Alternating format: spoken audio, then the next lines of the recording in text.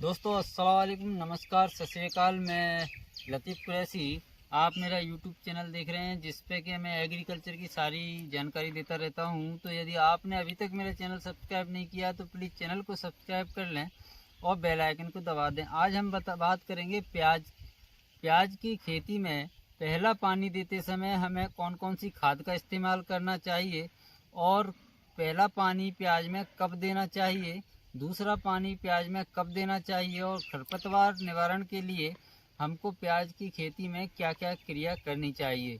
ये सारी जानकारी जानने के लिए पूरा वीडियो एंड तक देखें ताकि आप यदि प्याज की खेती कर रहे हैं तो अधिक से अधिक उत्पादन ले सकें।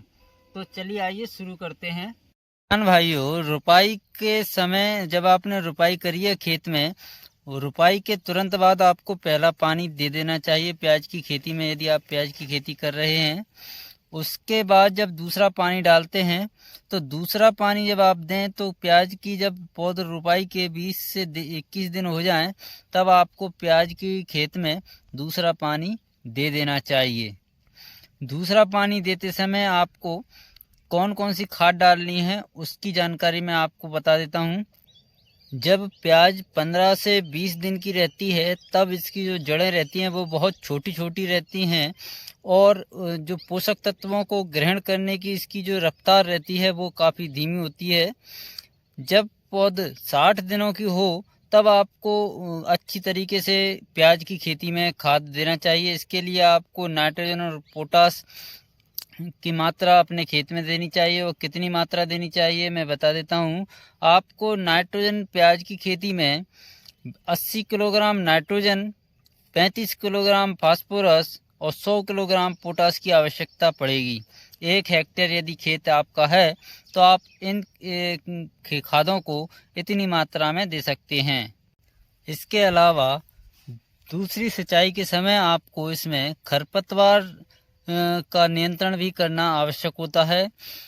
कंद की जो वृद्धि होती है उसके लिए आपको खरपतवार नियंत्रण करना बेहद ज़रूरी है। यदि आप खरपतवार का नियंत्रण नहीं करेंगे तो आपकी जो प्याज है उनके कंदों का विकास नहीं होगा। इसके लिए आपको 15 से 20 दिन के अंतराल पर खेत में निराई गुड़ाई अवश्य कर देनी चाहिए। निराई गुड़ाई करने से आपके पौधों की जड़ों का भी विकास तेज़ी से होगा और जो कंद है, कंद का साइज भी आपका आकार लेना चालू कर देगा।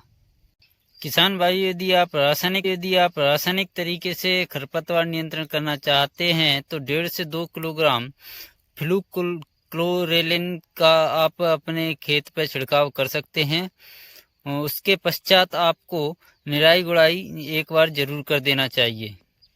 प्याज की खेती में यदि आपने शुरू में ये काम कर लिए समय समय पर जो बताए गए हैं तो आप एक हेक्टेयर में 300 से 350 कुंटल तक पैदावार आसानी से ले सकते हैं और बहुत सी जो बीमारियां हैं, खरपतवार हैं, उनसे आप बच सकते हैं।